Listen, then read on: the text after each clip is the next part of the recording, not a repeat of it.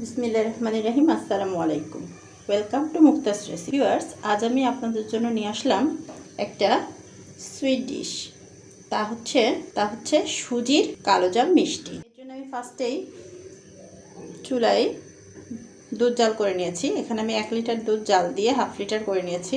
এখন আমি এটা সাইড করে রাখবো এবং আরেকটা ফ্রাই প্যান বসিয়ে নিব। এই তো আমি আরেকটা ফ্রাই প্যান বসিয়ে দিলাম। এখন আমি এই ফ্রাই প্যানে নিয়ে নেব 1 কাপ পরিমাণ সুজি।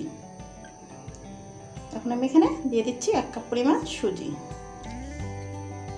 এর সাথে আমি অ্যাড করে দিচ্ছি 1 চিমটি লবণ, আর দেব আমি 1 চিমটি বেকিং সোডা।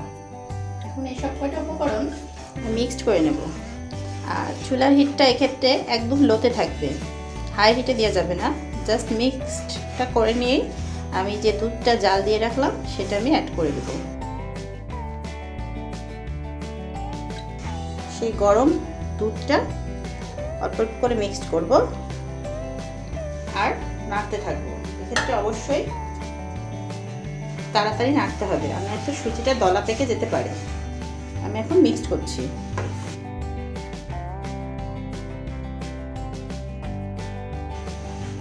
আমি একটা নেড়েচেড়ে একটা ডো তৈরি করে নেব। এখন আমি এই অবস্থায় অ্যাড করে দেব ঘি। আমি এখানে 1 টেবিল চামচের মতো নিলাম, পরে লাগলে আমি আবার নেব। এই তো খুব সুন্দর একটা ডো তৈরি হয়ে গেছে অলরেডি। আমি এরকম আর 1 মিনিট নেড়েচেড়ে চুলার ফ্লেমটা বন্ধ করে দেবো। চুলার হিটটা কিন্তু একদম লোতে রয়েছে। তো টাইট একটা ডো তৈরি হয়ে গেছে, ঠিক আমরা যেমন আটা সেদ্ধ করি ঠিক ওরকমই হবে। এখন চুলার ফ্লেমটা আমি বন্ধ করে দিলাম এবং ঠান্ডা হওয়ার জন্য অপেক্ষা করব, কারণ এত গরম অবস্থায় আমরা যেহেতু ধরতে পারবো না, এই জন্য আমাদের অবশ্যই ঠান্ডা হওয়ার জন্য অপেক্ষা করতে হবে। তো ফিরছি ঠান্ডা হয়ে যাওয়ার পর। এই তো ভিউয়ার্স, হালকা ঠান্ডা হয়েছে, পুরোপুরি ঠান্ডা হয়নি। হালকা ঠান্ডা অবস্থায় আমি একটু এভাবে মুথে নিব। পুরোপুরি গরম অবস্থায় আপনারা মুথে নিতে যাবেন না, তাহলে হাতটা পুড়ে যাবে। অবশ্যই হালকা ঠান্ডা করে দিতে হবে। আমি যেহেতু ঘি ইউজ করেছি শেষের দিকে, সেই জন্য আমার কিন্তু আর ঘি হাতে মাখার প্রয়োজন নাই। এভাবে 2-3 মিনিট আমি ভালোভাবে মুথে নিব।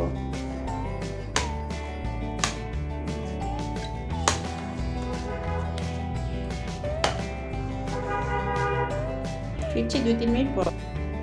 তো ভিউয়ার্স, এখানে খুব সুন্দর করে আমি মুথে নিয়েছি। এখন আমি মিষ্টি ডোগুলো কেটে নেব। আমি যে সাইজের মিষ্টি করব ঠিক সেভাবে আমি ডোগুলো কেটে নেব।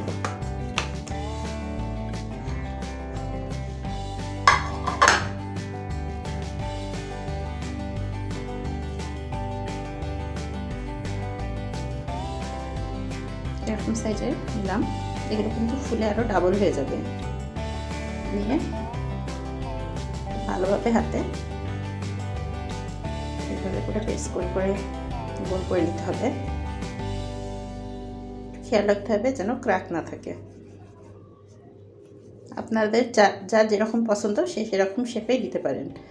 কালোজাম ম্যাক্সিমাম একটু লম্বা শেপে হয়,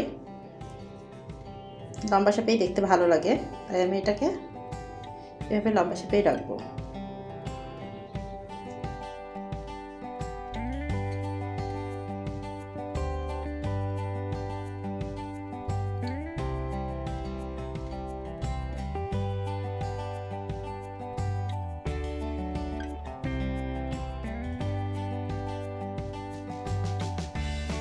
মাত্র 1 কাপ সুজি দিয়ে আমার এখানে 20টার মতো মিষ্টি হয়েছে।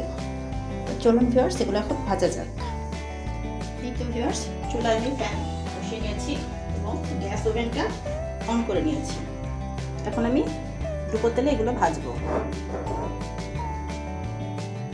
চুলার হিটটা কিন্তু একদম লোতে রেখে ভাজতে হবে।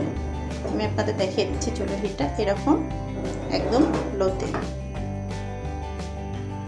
এখানে হাই হিটে দেওয়া যাবে না। হালকা বাবল আসা শুরু করেছে, একদম হালকা গরম হতে হবে, একদম গরম বেশি হওয়া যাবে না, সামান্য গরম, জাস্ট এই যে বাবল উঠেছে এভাবে। এভাবে আস্তে আস্তে করে একটু নাড়িয়ে দেব। এভাবে হালকা আছে আমি সবগুলো মিষ্টি ভেজে নেব। আর এগুলো যখন আমি চিনির শিরায় দেবো এগুলো কিন্তু সবগুলো ডাবল হয়ে যাবে। আমি সবগুলোই দিয়ে দিলাম, সবগুলো যেহেতু ধরে গেছে এই জন্য সবগুলোই দিয়ে দিলাম। এখন আমি এভাবে হালকা আছে সবগুলো ভেজে নেব। এপিট ওপিট ঘুরিয়ে ঘুরিয়ে সব দিকে ঘুরিয়ে ঘুরিয়ে ভেজে নিতে হবে। বেশি নাড়াচাড়া করা যাবে না, তাহলে মিষ্টিগুলো ভেঙে যাবে। তা ফিরছি কিছুক্ষণ পর। এই তো মিষ্টিগুলো অনেকটা কালার চেঞ্জ চলে এসছে। ভিউয়ার্স আপনারা দেখলেই বুঝতে পারছেন কালারটা কিন্তু চেঞ্জ হয়ে গেছে। এখন কালারটা ডিপেন্ড করে আপনাদের উপর, আপনারা কে কেমন কালার রাখবেন। আমি একটু ডিপ করেই ভাজবো, কালারটা একটু ডিপই রাখবো। এর জন্য আমার আরও কিছুক্ষণ সময় ধরে ভাজতে হবে। আর এক্ষেত্রে চুলার হিটটা আগের চেয়ে একটু বাড়িয়ে দেওয়া যাবে। ফার্স্টে যেমন একদম লোতে ছিল সেখান থেকে আরেকটু বাড়িয়ে দেব।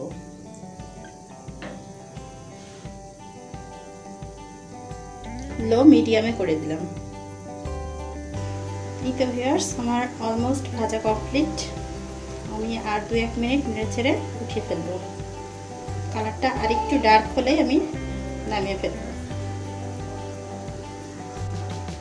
এই তো আমি এখন তেল ছড়িয়ে ছড়িয়ে উঠিয়ে নেব। আমি আর কালার করবো না এবং চুলার ফ্লেমটা অফ করে দেব।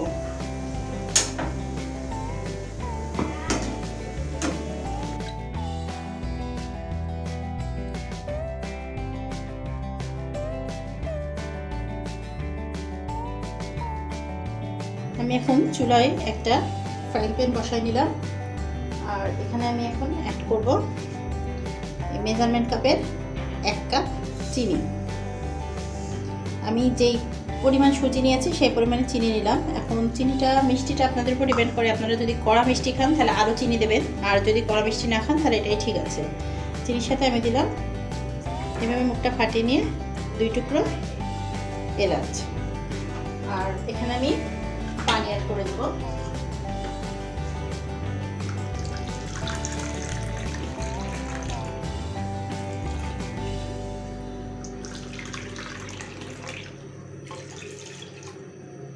আমি এখানে টোটাল 2.5 কাপের মতো পানি দিচ্ছি।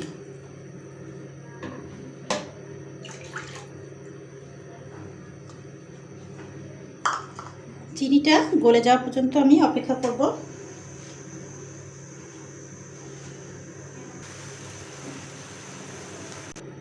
এই তো চিনি শিরাটা কমপ্লিট। এখন আমি এগুলো ভাজা মিষ্টিগুলো চিনি শিরার মধ্যে দিয়ে দেবো। মিষ্টিগুলো কিন্তু অবশ্যই নর্মাল টেম্পারেচারে নিয়ে আসতে হবে। এই যে হাত দিয়ে যে হালকা একটু গরম অনুভব হবে সেই অবস্থায় দিয়ে দিতে হবে। গরম একদম বেশি গরম চিনি শিরায় দেওয়া যাবে না। জাস্ট একটু দলিয়ে দিয়ে আমি ঢেকে দিব। আমি ফিরছি 5 মিনিট পর।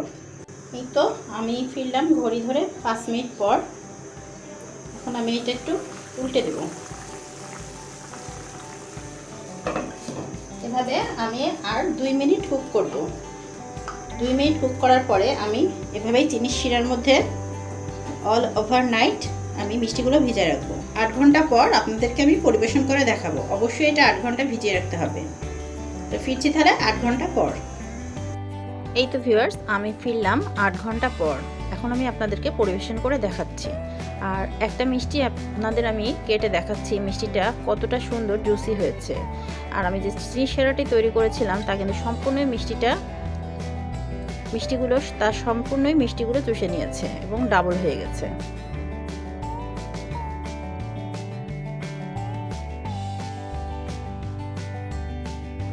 দেখুন ভিউয়ার্স মাশাআল্লাহ মিষ্টিটা কতটা জুসি হয়েছে, দেখলেই বোঝা যাচ্ছে কতটা ইয়ামি হয়েছে। তো ভিউয়ার্স প্রথম থেকে আমার ভিডিওটি দেখার জন্য আপনাদের অসংখ্য ধন্যবাদ। আমার রেসিপিটি আপনাদের ভালো লেগে থাকলে তাহলে অবশ্যই একটি লাইক দিয়ে সাবস্ক্রাইব করে পাশে থাকবেন। পাশে থাকা বেল আইকনটির অল নোটিফিকেশন অপশনটি প্রেস করে দেবেন এবং আপনাদের ফ্রেন্ডস ও ফ্যামিলির মাঝে শেয়ার করে দেবেন। আর যারা ইতিমধ্যে আমার চ্যানেলটি সাবস্ক্রাইব করেছেন তাদেরকে তো অসংখ্য ধন্যবাদ।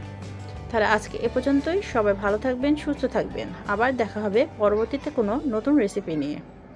আল্লাহ হাফেজ।